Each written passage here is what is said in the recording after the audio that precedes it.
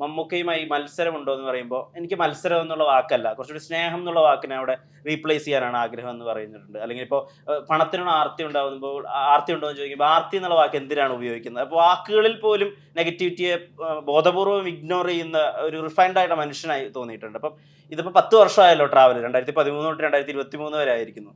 കുറച്ചുകൂടി പോസിറ്റീവ് ആയിരിക്കാൻ ഒരു ലാലേട്ടൻ ഇൻഫ്ലുവൻസ് ജീവിതത്തിൽ ഉണ്ടായിട്ടുണ്ട്. ഡെഫിനറ്റ്ലി, ഒരു സംശയം വേണ്ട. ഞാനത് തുടങ്ങി കുറച്ച് കഴിയുമ്പോൾ എനിക്ക് അതിനകത്ത് ഞാൻ ഏറ്റവും കൂടുതൽ എടുത്തിരിക്കുന്നത് ഈ ആവശ്യമില്ലാതെ ഇതിന് ടെൻഷൻ അടിക്കുന്നു. ഞാൻ ചെറിയ ആണെങ്കിൽ ടെൻഷൻ അടിക്കുന്ന ഒരാളാണ്. ടെൻഷൻ അടിക്കുന്നു, സന്തോഷമായിട്ടിരിക്കുക. ലാൽ സാറ് ചെയ്യുന്ന ലെവലിലേക്കൊന്നും ഒരിക്കലും ആകാൻ പറ്റിയിട്ടില്ല, അത് വേറൊരു ഇതാണ്. പക്ഷെ ഞാനത് അഡാപ്റ്റ് ചെയ്യാൻ ശ്രമിച്ചിട്ടുണ്ട്. ഇത് കാരണം ഒത്തിരി സ്ഥലത്തിന് ഗുണം ചെയ്തിട്ട് ഞാൻ ഒത്തിരി ലൈഫിൽ ഞാൻ ലാൽ സാറിനോട് ഇത് പറഞ്ഞിട്ടില്ല. ഇത് വരുമ്പോൾ ഞാൻ ലാൽ സാറൊക്കെ ഇങ്ങനെയല്ലേ ചെയ്യുന്ന പ്രശ്നങ്ങൾ ഓക്കെ വരുന്നത് അങ്ങനെ അത് ഭയങ്കരമായിട്ടും ഞാൻ ആ പോസിറ്റീവ് ഹാപ്പി ആയിട്ടിരിക്കുക എന്ന് പറഞ്ഞ അതുപോലെ ഒരു ക്യാരക്ടറാണ് ശാന്തി മായാദേവി. പുള്ളിക്കാരത്തി സെയിം ക്യാരക്ടറാണ്, പോസിറ്റീവായിരിക്കുക ചെയ്യുന്നത്. അപ്പം ഞാൻ ഒത്തിരി ആൾക്കാരെ ഞാനിങ്ങനെ പരിചയപ്പെട്ടപ്പം മനസ്സിലായി, ഓക്കെ അങ്ങനെ വേണം. നമ്മളെന്തിനും ചെറിയ കാര്യങ്ങൾക്ക് ടെൻഷൻ അടിക്കുക, അത് കടന്നുപോയി അല്ലെങ്കിൽ അത് കടന്നു പോകും എന്ന് പറയുന്നതല്ല. അപ്പം ഡെഫിനറ്റ്ലി ലാൽ സാറ് ഡെഫിനറ്റ്ലി എൻ്റെ ലൈഫിൽ ഇൻഫ്ലുവൻസ് ചെയ്തിട്ടുണ്ട്. ഇപ്പോൾ ലാലേട്ടൻ ഈ സക്സസ്സും അല്ലെങ്കിൽ ലാലേട്ടൻ്റെ ജേണിയെ കുറിച്ച് വിവരിക്കുന്ന സംഭവങ്ങളൊക്കെ ഭയങ്കര ക്യൂരിയസ് ആണ്. അല്ലെങ്കിൽ സക്സസിനോട് അല്ലെങ്കിൽ ഇപ്പോൾ സിനിമ വർക്ക് അല്ലെങ്കിൽ അതിനോടൊക്കെ ഡിറ്റാച്ച്മെന്റ് ഉള്ള ആളാണ്. പക്ഷെ ലാലേട്ടൻ ആയിരിക്കുന്ന സ്റ്റേറ്റ്സിൽ അല്ലെങ്കിൽ അത്രയും സ്റ്റേറ്റ്സിൽ നിൽക്കുമ്പോൾ അത് എളുപ്പമാണോ ലാലേട്ടൻ ശരിക്കും അങ്ങനെ ആയിരിക്കാൻ വേണ്ടിയിട്ട്? എളുപ്പമാണോ? ഇതിപ്പോൾ ആദ്യം മുതലേ അങ്ങനെയാണ് ഞാൻ. കാര്യം ഞാൻ അങ്ങനെ ഒരു ഭയങ്കര സിനിമയിൽ ചിത്ര സിനിമയിൽ അഭിനയിക്കുകയോ അല്ലെങ്കിൽ ഇങ്ങനെ സക്സസ് ഒന്നും വിചാരിച്ചു വന്ന ഒരാളല്ല.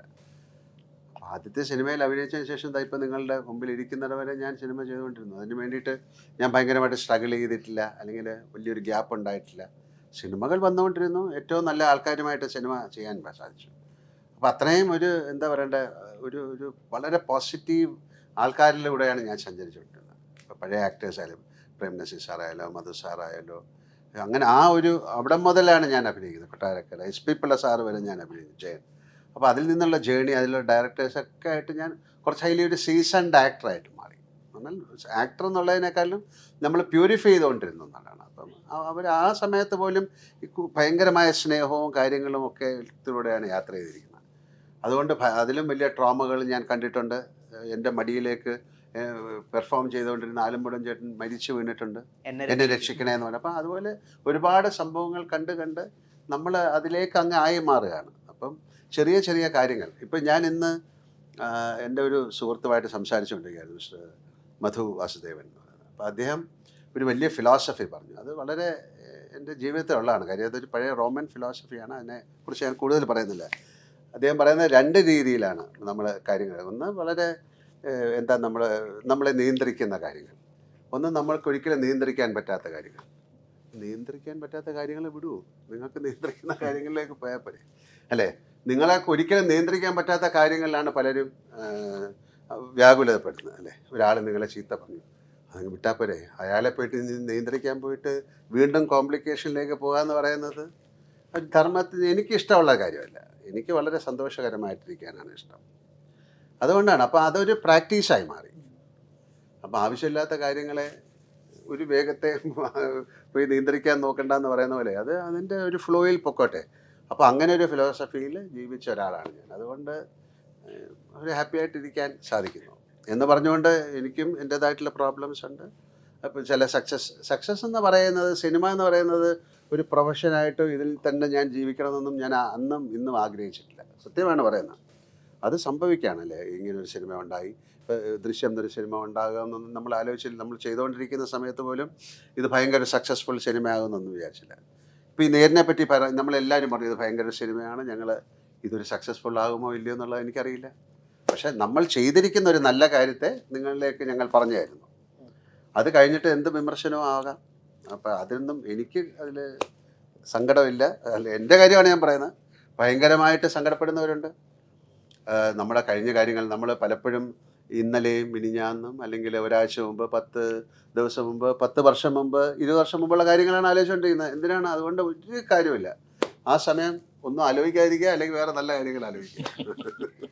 ഈ ആലോചനയെ പറ്റി ചോദിച്ചപ്പോൾ ചോദിക്കാൻ പറ്റുന്ന കാര്യമാണ്, ഈ ഇമോഷണൽ ആയിട്ടുള്ള ഡയലോഗുകളുണ്ടല്ലോ. ഇപ്പോൾ ഗ്രാൻഡ് മാസ്റ്റർ പറയുന്നുണ്ട് എപ്പോഴാണ് ഇങ്ങനെ ആയി തുടങ്ങിയത്, തോറ്റു തുടങ്ങിയപ്പോൾ തൊട്ട് എന്ന് പറയുന്നത് തറച്ചതുപോലെ പ്രേക്ഷകന് മനസ്സിലാണ്. ലാലേട്ടൻ എവിടെയും തോക്കുന്നത് ആളുകൾക്ക് ഇഷ്ടമല്ല.